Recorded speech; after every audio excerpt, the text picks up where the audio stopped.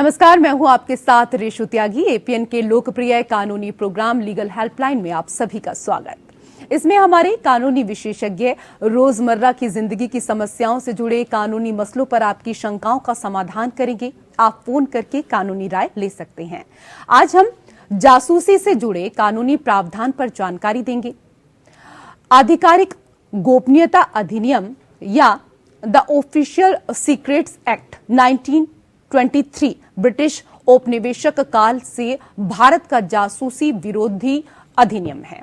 इसमें स्पष्ट रूप से भारत के खिलाफ दुश्मन राज्य की मदद करने वाले कार्रवाइयों के खिलाफ सख्ती की गई है और इसे आपराधिक गतिविधि बताया गया है। ये कानून राष्ट्र की अखंडता सुनिश्चित करने और जासूसी, राजद्रोह और अन्य संभावित खतरों से निपटने के लिए रूपरेखा प्रदान करता है। ये कानून जासूसी, साझा गुप्त जानकारी, वर्दी का अनधिकृत उपयोग, जानकारी रोकना, प्रतिबंधित क्षेत्रों में सशस्त्र बलों के कार्यों में हस्तक्षेप को दंडनीय अपराध बनाता है।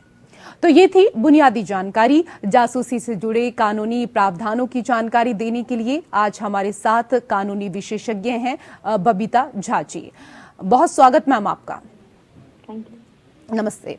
तो बबीता जी, आज आपको इस विषय पर ज्यादा जानकारी देने वाली हैं और ऐसे में अगर आपका भी इससे जुड़ा हुआ कोई सवाल है, कानूनी जानकारी अगर इस विषय पर आप हासिल करना चाहते हैं तो आप भी कॉल कर सकते हैं। 2 नंबर आपकी टीवी स्क्रीन पर हैं, 0120-6127-967 और एक और नंबर आपकी टीवी स्क्रीन पर 0120-6127-968। दोनों में से किसी भी एक नंबर पर आप कॉल कर सकते हैं। सरकार की जासूसी से जुड़ी कानूनी जानकारी पर आज हम यहां पर चर्चा करेंगे और अगर इसी से संबंधित कोई आपका सवाल है तो आप भी कॉल करें।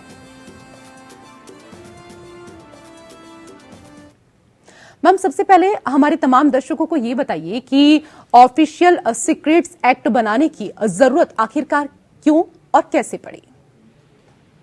देखिए, बनाने की जरूरत क्यों पड़ी है, अभी तक ये सस्टेन क्यों कर रहा है, मैं दोनों ही बात बताऊंगी। बनाया तो गया था, ओरिजिनली इसको 1889 में बनाया गया था और इसको थोड़ा सा और स्ट्रिक्ट किया गया 1923 में, जैसा कि आपने बताया। बीच में कर्जन के टाइम में भी किया गया था। तो किसी भी गवर्नमेंट वर्क करती है अपनी जनता के लिए, लेकिन उसके पास कुछ ऐसी इंफॉर्मेशन होते हैं कि जो पब्लिक नहीं किया जा सकता है, नहीं तो स्टेट के लिए, जनता के लिए खतरा हो सकता है। लाइक आर्मी से रिलेटेड चीजें हैं, आर्मर से रिलेटेड चीजें हैं, तो बहुत सारे ऐसे सीक्रेट होते हैं गवर्नमेंट के पास जिनको प्रोटेक्ट करना जरूरी है। लेकिन जब ये 23 में एक्ट बना, उस समय एक स्पेशल था कि ये उनको खतरा किससे था? उनको खतरा किसी विदेशी से नहीं था, हमारे जो फ्रीडम फाइटर्स थे उनसे उनको खतरा था। उनको खतरा इंडियन से था, ब्रिटिश राज था वो। तो उन्होंने इसको इस टाइप से डिजाइन किया था कि जहां पर कोई भी सीक्रेट जो कन्वर्सेशन है, सीक्रेट डिसीजन है, उसको भी इसमें इंक्लूड कर दिया था। तो इसमें सीक्रेट जो चीज है उसको डिफाइन नहीं किया था, तो सीक्रेसी बहुत ज्यादा रखी गई थी। तो कुछ चीजें थी जो उन्होंने फ्रीडम फाइटर्स को दबाने के लिए, उनकी आवाज दबाने के लिए रखा हुआ था। उस काम के लिए उस समय तात्कालिक जरूरत थी, क्योंकि ये नॉन कोऑपरेटिव मूवमेंट खत्म हुआ था गांधी जी का पहला जो था रॉलेट एक्ट के बाद, और उसी समय फर्स्ट वर्ल्ड वॉर भी खत्म हुआ था। तो अंग्रेज गवर्नमेंट थोड़ा सा प्रेशर में फील कर रहे थे। ये तो तात्कालिक कारण था कि इसको नए रूप में थोड़ा और स्ट्रिक्ट बना के लाने का। लेकिन उसके बाद भी थोड़े बहुत अमेंडमेंट के साथ इस एक्ट को अभी तक सस्टेन किया गया है, क्योंकि रीजन ये है कि गवर्नमेंट भले कॉलोनियल हो या डेमोक्रेटिक, उसके पास बहुत सारी इंफॉर्मेशन होती है जो कि पब्लिक नहीं किया जा सकता है। तो ये इसको बनाने का, इसको बनाए रखने का बेसिक रिक्वायरमेंट है जी।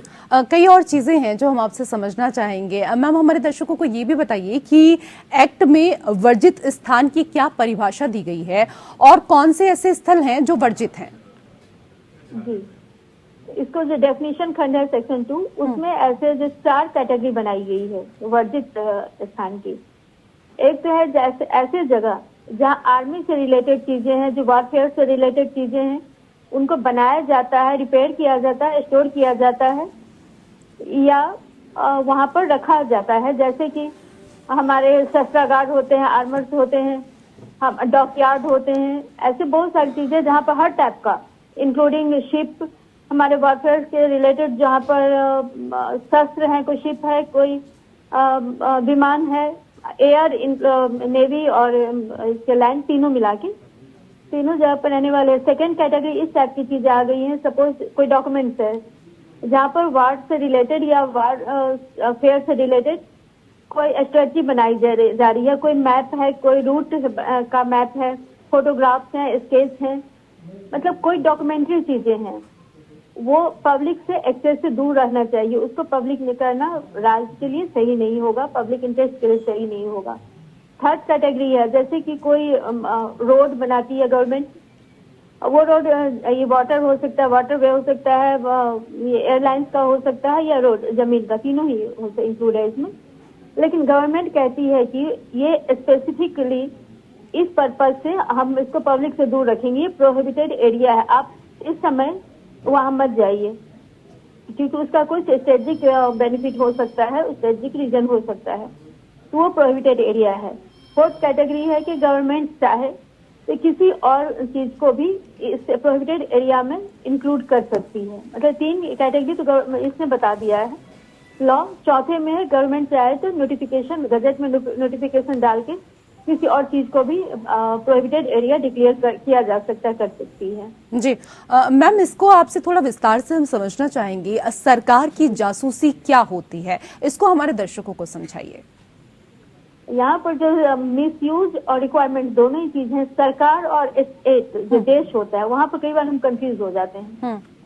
तो जो इसमें वर्ड है एंटी इंडिया के अगेंस्ट, कोई भी चार वर्ड है कि कोई भी चीज, कोई भी ऐसा इंफॉर्मेशन जो हमारे देश के लिए, इंडिया के सुरक्षा, अखंडता, संप्रभुता और विदेशी राष्ट्र से हमारे संबंध को इफेक्ट करती हो, हार्म करती हो, इस इंटेंशन से कोई इंफॉर्मेशन कलेक्ट करना, उसको पब्लिक करना या किसी दूसरे देश को देना, वो प्रोहिबिटेड है। इसमें उसको सरकार की ये कहेंगे, सरकार की जासूसी कहेंगे। मतलब कोई भी इंफॉर्मेशन जिस इन चार कैटेगरी में आती है, गवर्नमेंट उसको सीक्रेट इंफॉर्मेशन कहती है, प्रोहिबिटेड प्लेस कहती है। अगर उससे रिलेटेड हम कोई इंफॉर्मेशन दे रहे हैं तो वो जासूसी में आ जाती है। लेकिन यहाँ पर आपने वर्ड यूज किया है सरकार, लॉ वर्ड यूज करता है इंडिया, तो यहाँ पर खतरा ये हो जाता है कि कई बार ये हमारे यहाँ एक जो कल्चर, ब्यूरोक्रेट का कल्चर है, वहाँ पर सिक्रेसी को थोड़ा ज्यादा रोल रखा गया है, ज्यादा दिया गया है।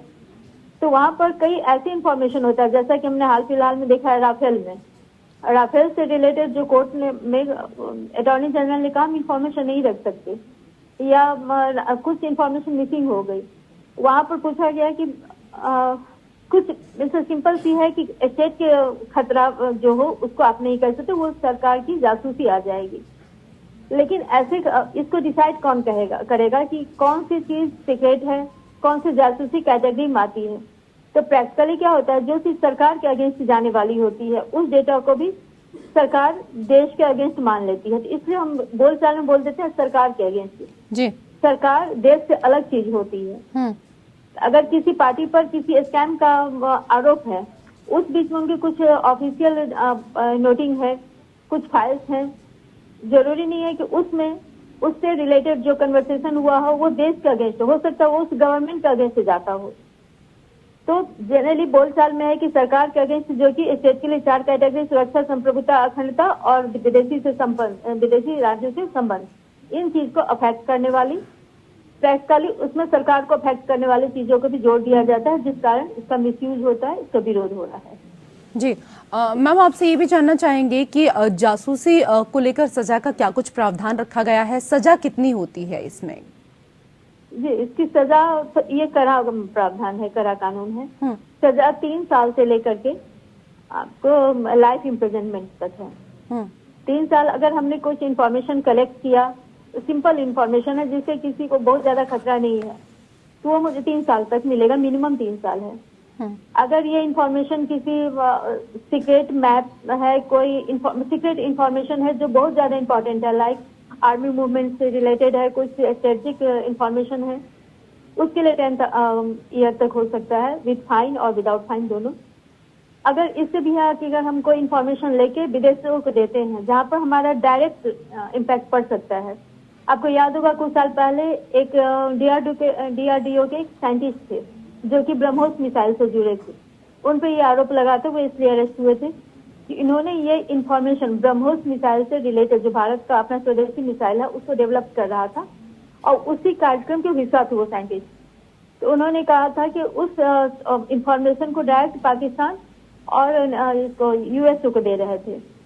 तो उन पे ऐसे कंडीशन में आपको अगर ज्यादा स्ट्रिक्ट है तो वो लाइफ इम्प्रिजनमेंट तक हो सकता है, पॉसिबिलिटी है 3 साल से लाइफ तक।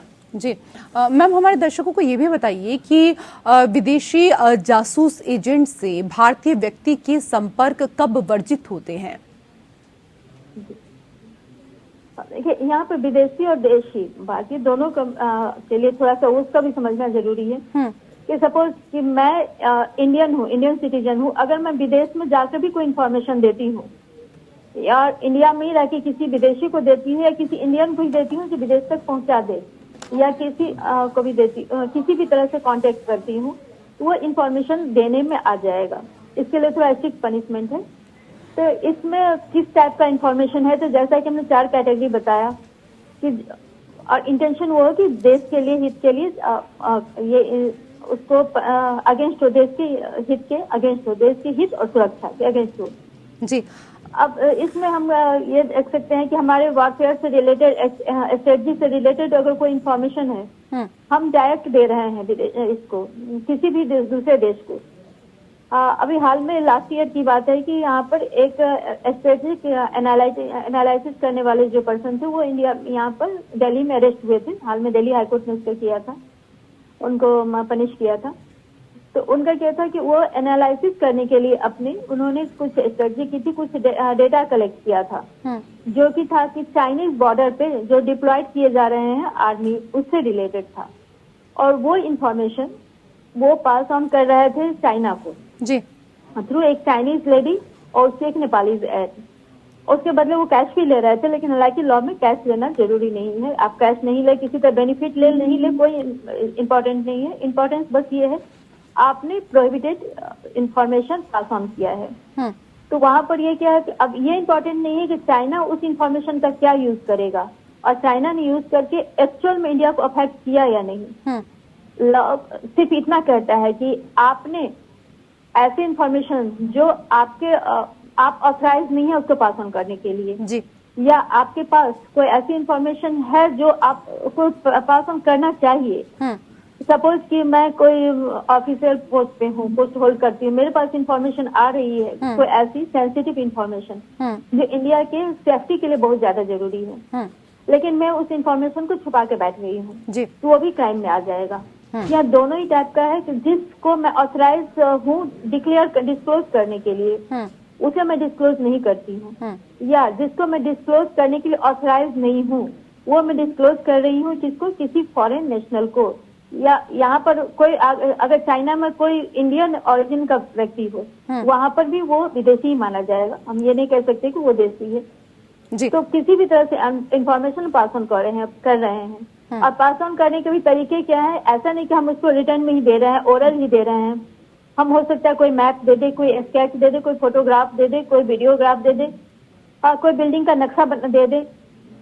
किसी भी तरह से, किसी भी रूप में अगर हम कोई भी इंफॉर्मेशन जी ऐसा जो कि सीक्रेट है, प्रोहिबिटेड है, उसको हम पास ऑन करते हैं तो विदेशों से कांटेक्ट करना मान लिया जाएगा, भले ही डायरेक्ट हो या इनडायरेक्ट। कानूनी जानकारी हमें दे रही हैं अधिवक्ता बबीता झा जी। और अगर आज के विषय से जुड़ा हुआ आपका कोई कानूनी सवाल है तो आप भी हमारे खास कार्यक्रम में कॉल कर सकते हैं।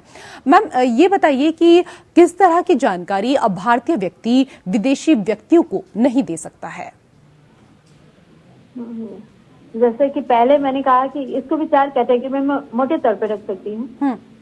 फर्स्ट होगा आर्मी से रिलेटेड, आर्मी, नेवी, एयरफोर्स जो इंटेलिजेंस है उनसे रिलेटेड कोई भी इंफॉर्मेशन, भले वो स्ट्रेटेजिक हो या वारफेयर से रिलेटेड हो या कोई अस्त्र शस्त्र जो भी चीजें हैं उनसे रिलेटेड, रास्ते से रिलेटेड, ऐसी कोई भी इंफॉर्मेशन हम नहीं दे सकते। और सेकेंड कैटेगरी में आ जाएगा वैसी इंफॉर्मेशन जो कि हमारे किसी और देश से संबंध को इफेक्ट कर सकता है। लाइक जो 2009 या 10 में नटवर सिंह अरेस्ट हुए थे, उन्होंने क्या किया था कि यूएस से इंडिया के बीच जो न्यूक्लियर डील था उसको कैटेगरी क्लासिफाइड करके उसको ओपन कर दिया था। कुछ गवर्नमेंट के बीच होगा, इस तरह के डील अगर पब्लिक हो जाए तो हो सकता है दो गवर्नमेंट के बीच असर पड़ सकता है रिश्ते पर। तो वहां पर जो चीज गवर्नमेंट ने इसको सीक्रेट रखा हुआ है कि आप इसको पब्लिक डोमेन में, वो चीज नहीं है, वो भी आपको पब्लिक करना पनिशेबल है। किसी विदेशी को देना या पब्लिक कर देंगे तो विदेशी यूज कर लेंगे, सेकेंड टाइप का। हाँ, इधर अमेंडमेंट करके हो गया है कि वहां पर केवल जाना, प्रोहिबिटेड प्लेस पे जाना ही सफिशियंट नहीं है। लाइक कंप्यूटर वेबसाइट है, कुछ वेबसाइट है गवर्नमेंट के जहाँ पर बहुत ही सीक्रेट है, पब्लिक डोमेन में वो नहीं है। पर्पस है उनका वो सीक्रेट यूज के लिए होते हैं, डिपार्टमेंटल यूज के लिए होते हैं। अगर वैसे डिपार्टमेंटल यूज वेबसाइट तक से मैं कोई चीज लेती हूँ या उसका कोई लिंक, कोई पासवर्ड अगर मैं विदेशों को दे देती हूँ, वो वेबसाइट, वो कंप्यूटर का यूज भी प्रोहिबिटेड है, उसको भी नहीं देना अलाउड है।